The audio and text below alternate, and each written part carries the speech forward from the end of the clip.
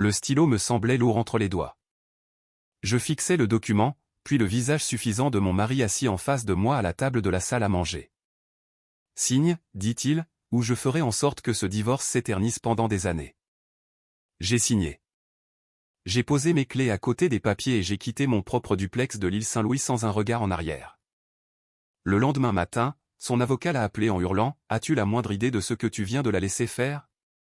Mais laissez-moi vous ramener là où tout a commencé. » J'ai rencontré Mathieu lors d'un gala de charité au Palais de Tokyo à Paris, il y a 6 ans. J'avais 32 ans, je venais d'être promu architecte associé dans un grand cabinet du 8e arrondissement et je me sentais invincible. Il s'est approché de moi près de la table des enchères silencieuses avec un sourire charmeur et un costume parfaitement cintré, me parlant de sa start-up technologique révolutionnaire qui allait transformer le secteur du bâtiment. Avec le recul, j'aurais dû remarquer les signaux d'alerte, sa façon de citer constamment des noms de gens influents, ses réponses vagues quand je l'interrogeais sur son produit réel, et le fait qu'il insistait toujours pour diviser la note au restaurant au nom de l'égalité. Alors que j'ai appris plus tard que ses cartes de crédit étaient au plafond. Mais je me sentais seul. J'avais passé mes 20 ans à bâtir ma carrière, travaillant 80 heures par semaine et sacrifiant mes relations pour des promotions. Mathieu m'a donné l'impression d'exister. Il s'intéressait à ma journée. Il se souvenait de mon vin préféré. Il débarquait à mon cabinet avec un déjeuner quand j'oubliais de manger. Nous nous sommes mariés après 18 mois de relation. Ma mère, que Dieu ait son âme, était décédée 2 ans plus tôt, mais elle m'avait laissé 3 choses qui comptaient plus que tout, sa montre Cartier vintage des années 1950, sa collection d'aquarelles originales qu'elle avait peintes tout au long de sa vie. Et une lettre manuscrite me demandant de ne jamais laisser personne éteindre ma lumière. Je gardais la montre dans le coffre de ma chambre. Les peintures ornaient les murs de notre appartement de prestige. Et la lettre restait dans ma table de chevet, un rappel de qui j'étais et d'où je venais. La première année de mariage fut idyllique. Mathieu était attentionné, encourageant, parlant toujours de son prochain grand projet. Cela ne me dérangeait pas de couvrir nos dépenses pendant qu'il lançait sa boîte, après tout, un partenariat demande des sacrifices, n'est-ce pas? La 2e année, sa start-up a coulé et les investisseurs se sont retirés. Il a blâmé le marché, le timing et son ancien associé. Je l'ai soutenu pendant qu'il pleurait et je lui ai dit que nous trouverions une solution ensemble. J'ai remboursé les 30 000 € de dettes qu'il avait accumulées sans me le dire. La 3e année, il a lancé une autre entreprise, puis une autre. Chacune nécessitait un capital de départ que je fournissais, et chacune s'effondrait en quelques mois. Pendant ce temps, j'étais devenu associé principal de mon cabinet et je gagnais 300 000 € par an. Mathieu, lui, n'apportait que des excuses. La 4e année, il a cessé de faire semblant de travailler. Il passait ses journées sur les parcours de golf de Saint-Cloud. Il prenait des déjeuners d'affaires qui duraient jusqu'au dîner. Il achetait des vêtements de créateurs parce qu'il disait qu'il fallait paraître riche pour devenir riche. J'aurais dû partir à ce moment-là, mais j'entendais la voix de ma mère me répétant que le mariage demandait de la patience, que les hommes bien avaient parfois besoin de temps pour trouver leur voie. Puis j'ai trouvé les messages. C'était un mardi soir. Mathieu avait laissé son téléphone sur le plan de travail de la cuisine pendant qu'il prenait sa douche. Une notification est apparue, venant d'une certaine Chloé avec un emoji cœur à côté de son nom, « J'ai hâte de te voir demain, bébé. Porte la chemise que je t'ai achetée. » Mes mains tremblaient alors que je parcourais leur conversation. 6 mois. 6 mois de « Je t'aime », de « Tu es la seule qui me comprenne » et de « Dès que j'aurai ma part du divorce, on sera à l'abri pour le restant de nos jours. » Cette Chloé, je l'ai cherchée. Une influenceuse Instagram avec 200 000 abonnés, du contenu lifestyle, et dans ses publications récentes, j'ai repéré la montre Cartier de ma mère à son poignet. La montre de ma mère, celle que je pensais avoir égarée il y a 3 mois. J'ai eu envie de hurler. J'ai eu envie de jeter son téléphone par la fenêtre. J'ai eu envie de le traîner hors de cette douche pour exiger des explications. Au lieu de cela, j'ai fait des captures d'écran. Je les ai envoyées sur mon mail et j'ai remis le téléphone exactement là où il était. Cette nuit-là, alors que Mathieu dormait à mes côtés comme si de rien n'était, je suis resté éveillé pour planifier ma riposte. J'ai pensé aux peintures de ma mère toujours accrochées à nos murs. J'ai pensé au contrat de mariage que Mathieu m'avait convaincu de déchirer lors de notre premier anniversaire sous prétexte que nous étions partenaires et que nous n'avions pas besoin de barrière légale. J'ai pensé aux 5 années passées à soutenir cet homme qui prévoyait activement de prendre la moitié de tout ce que j'avais bâti. Le lendemain matin, j'ai appelé mon amie de fac, Hélène. Elle était devenue l'une des avocates en droit de la famille les plus respectées de Paris. Nous ne nous étions pas parlé depuis des mois, mais elle a décroché à la deuxième sonnerie. J'ai besoin d'aide, ai-je dit, et j'ai besoin de discrétion. Nous nous sommes vus à son cabinet l'après-midi même. Je lui ai tout montré, les messages, les relevés bancaires prouvant que Mathieu n'avait rien contribué au foyer en 4 ans, le contrat de mariage détruit, et les photos de la montre de ma mère au poignet de Chloé. Hélène s'est adossée à son fauteuil. Voilà le problème, Élodie. Sans ce contrat de mariage, il pourrait réclamer la moitié de tout, y compris des biens acquis avant le mariage s'ils ont été mélangés. Mais j'exerce depuis 15 ans et j'ai appris que la meilleure défense est de faire croire à ton adversaire qu'il a déjà gagné. Que veux-tu dire? Elle a souri. Nous allons laisser Mathieu croire qu'il est plus malin que toi, et quand il réalisera ce qui s'est réellement passé, il sera trop tard.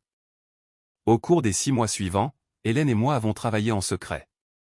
J'ai transféré le duplex dans une société civile immobilière, SCI, dont j'étais la seule gérante, en le répertoriant comme un bien propre puisque je l'avais acheté 3 ans avant de rencontrer Mathieu avec l'argent de l'héritage de ma mère. La transaction a été noyée dans une montagne de paperasse que Mathieu n'a jamais pris la peine de lire. J'ai restructuré ma participation dans le cabinet d'architecture, m'assurant que mes parts étaient légalement protégées par une série d'avenants techniques que mes associés ont acceptés avec plaisir.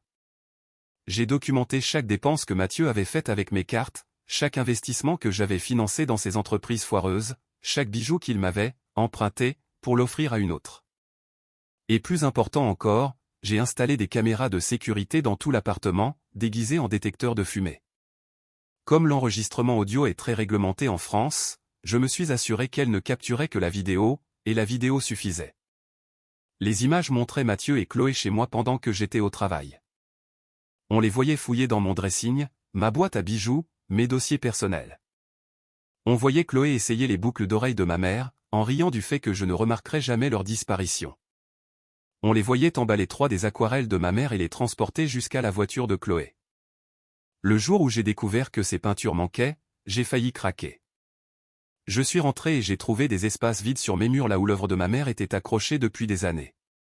J'ai appelé Mathieu en essayant de garder une voix stable. Tu as vu les peintures de maman? Celles du salon? Oh, ces vieux trucs? Je les ai données pour faire de la place sur les murs. Elles étaient déprimantes de toute façon. Données. Il les avait données à sa maîtresse et les qualifiait de déprimantes. Ma mère avait passé des décennies à créer ses œuvres. Elles ne valaient peut-être que quelques milliers d'euros pour un expert, mais pour moi, elles n'avaient pas de prix. C'étaient ses mains, sa vision, son amour rendu visible. Je me suis enfermé dans la salle de bain et j'ai pleuré en silence pendant 1 heure.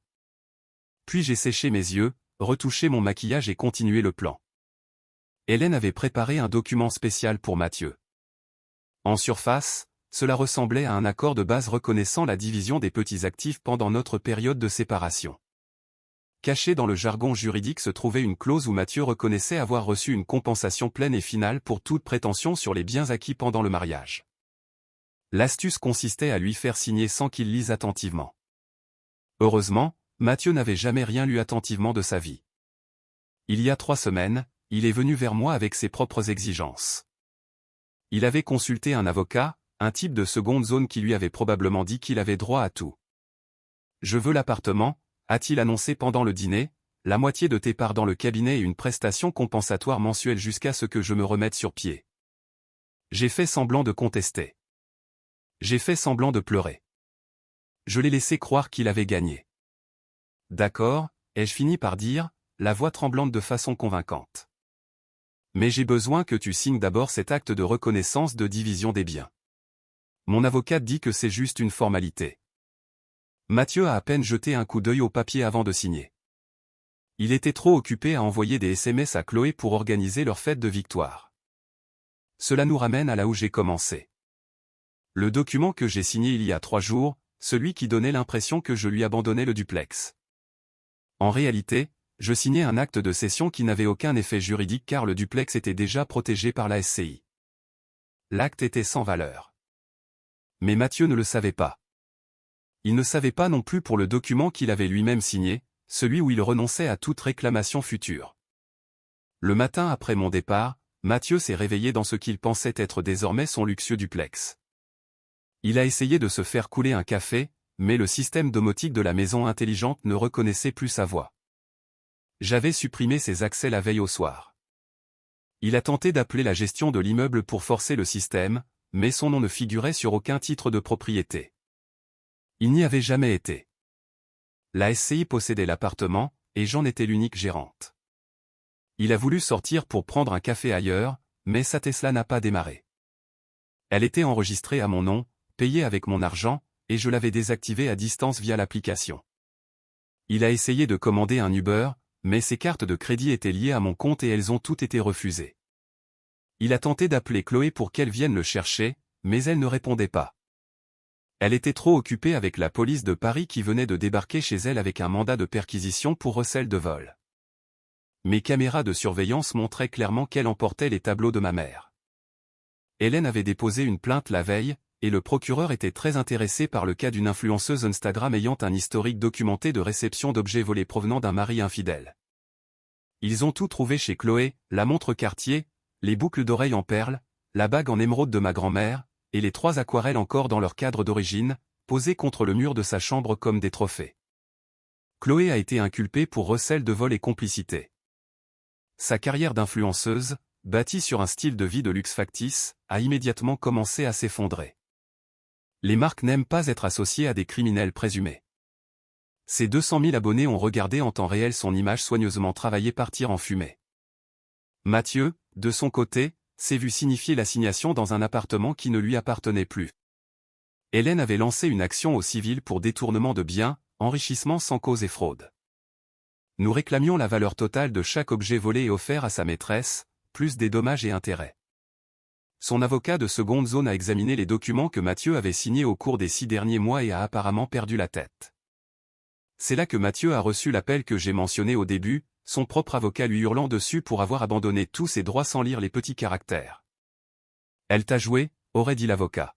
« Chaque document que tu as signé était un piège.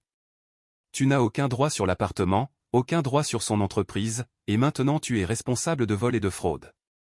Comment n'as-tu rien vu venir ?» Mathieu m'a appelé 17 fois ce jour-là. Je n'ai pas répondu. À la place, j'étais installé dans une suite du Palace Le Meurice avec une coupe de champagne, regardant les toits de Paris par les grandes fenêtres.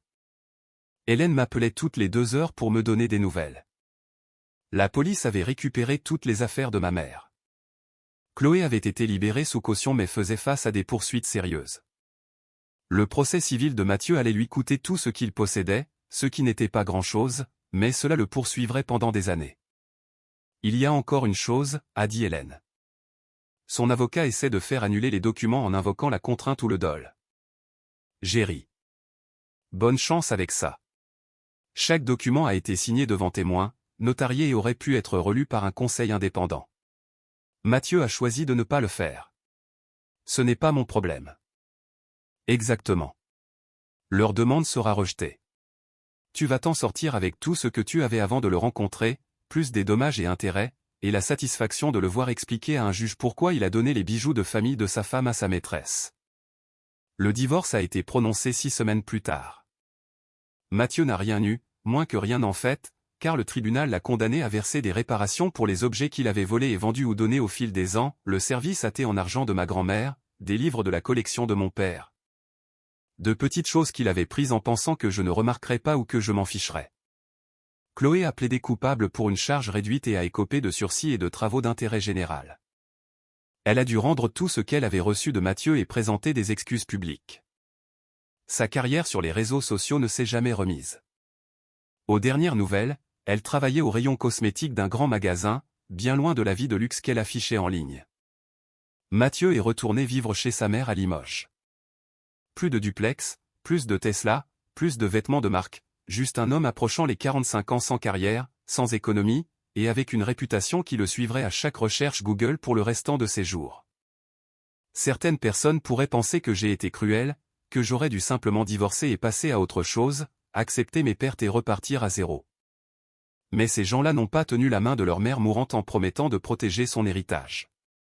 Ils n'ont pas vu une étrangère porteur les bijoux de leur grand-mère sur Instagram. Ils n'ont pas entendu leur mari décrire des œuvres d'art familiales inestimables comme étant déprimantes. Je n'ai pas été cruelle. J'ai été méticuleuse. La semaine dernière, j'ai raccroché les peintures de ma mère dans le salon. J'ai remis sa montre Cartier dans le coffre de ma chambre, aux côtés de sa lettre que je lis encore dès que j'ai besoin de force. Je me suis assise dans mon salon, entourée de tout ce qu'elle m'avait donné, et je me suis enfin autorisée à ressentir le chagrin que j'avais mis de côté pendant des mois. J'ai pleuré pour le mariage que je pensais avoir. J'ai pleuré pour les années gâchées avec quelqu'un qui ne m'avait jamais mérité. J'ai pleuré pour ma mère qui aurait démasqué Mathieu immédiatement si elle avait été là pour le rencontrer. Puis j'ai séché mes larmes, je me suis servi un verre de vin et j'ai porté un toast à la pièce vide. Au nouveau départ, ai-je dit, et pour ne plus jamais laisser personne éteindre ma lumière. L'appartement était calme. La ville scintillait en bas, et pour la première fois en 6 ans, je me sentais à nouveau moi-même. Ma mère disait toujours que la vérité finit toujours par éclater, que les menteurs et les tricheurs finissent par faire face à leurs propres reflets. Elle disait que les femmes fortes ne cherchent pas la vengeance, elles écartent simplement les obstacles et laissent le destin faire son œuvre. Je n'ai pas cherché la vengeance. J'ai juste arrêté de protéger Mathieu des conséquences de ses propres choix. J'ai arrêté de couvrir ses fautes, de payer pour lui, de faire semblant de ne pas remarquer quand des choses disparaissaient. J'ai arrêté d'être son filet de sécurité. Et sans moi pour le rattraper, il est tombé. Parfois, la nuit, je me demande si j'aurais pu faire les choses différemment. Si je l'avais confronté au sujet de Chloé le jour où j'ai trouvé ses messages, est-ce que cela se serait mieux terminé? Aurions-nous eu une conversation honnête sur ce qui n'allait pas dans notre couple? Mais je me rappelle alors la façon dont il riait avec elle en me volant. La façon dont il traitait les tableaux de ma mère. La façon dont il prévoyait de me dépouiller de tout ce que j'avais construit alors qu'il n'avait apporté que des mensonges pendant 5 ans. Non, il n'y avait aucune conversation honnête possible avec Mathieu. Il n'y avait qu'une extraction nécessaire, comme on retire une tumeur avant qu'elle ne se propage. Hélène et moi déjeunons toujours ensemble une fois par mois. Elle est devenue plus que mon avocate. Elle est le rappel que les amis que l'on rencontre à 20 ans, quand on galère et qu'on rêve toutes de réussir, deviennent parfois les personnes qui nous sauvent à 40. Tu sais ce qui est le plus drôle, a-t-elle dit lors de notre dernier déjeuner. Son propre avocat l'a pratiquement traité d'idiot devant le tribunal. Il a dit qu'il n'avait jamais vu un client se faire aussi totalement manœuvrer par son conjoint. Le juge a même rigolé. J'ai souri, non pas parce que j'appréciais l'humiliation de Mathieu, mais parce que cela validait ce que j'avais toujours su, je n'étais pas la femme naïve qu'il croyait. J'étais la femme qui avait bâti une carrière, mérité son poste d'associé et acheté un duplex avant même de le rencontrer. J'étais la fille de ma mère, et nous ne nous brisons pas facilement. Si vous regardez ceci et que vous voyez des morceaux de votre propre histoire dans la mienne, je veux que vous sachiez une chose, documentez tout. Trouvez un bon avocat et ne laissez jamais personne vous faire croire que vous en demandez trop en voulant garder ce qui vous appartient. Mon mari pensait être la personne la plus intelligente de la pièce. Il pensait qu'un sourire charmeur et de fausses promesses suffiraient à lui donner tout ce pour quoi j'avais travaillé. Il s'est trompé. Et maintenant, chaque matin, je me réveille dans mon appartement, je prépare mon café dans ma cuisine intelligente qui ne répond qu'à ma voix, et je regarde les peintures de ma mère sur des murs qui m'appartiennent à moi seul. Ce n'est pas de la vengeance. C'est la justice. Si vous êtes arrivé jusqu'ici, laissez un commentaire et dites-moi ce que vous auriez fait à ma place. Auriez-vous confronté Mathieu immédiatement? Seriez-vous simplement parti en lui laissant ce qu'il voulait? Et si vous avez vécu quelque chose de similaire, sachez que vous n'êtes pas seul. Nous sommes plus nombreuses qu'on ne le pense. Des femmes qui ont trop aimé, trop facilement fait confiance, et qui ont dû apprendre à la dure que certaines personnes ne méritent pas notre loyauté. Mais voici ce que j'ai appris, la même force qui nous rend loyales envers les mauvaises personnes peut aussi nous rendre inarrêtables quand nous la redirigeons enfin vers nous-mêmes. Ma mère le savait. Elle m'a élevé pour que je le sache aussi. Et maintenant, enfin, je le vis.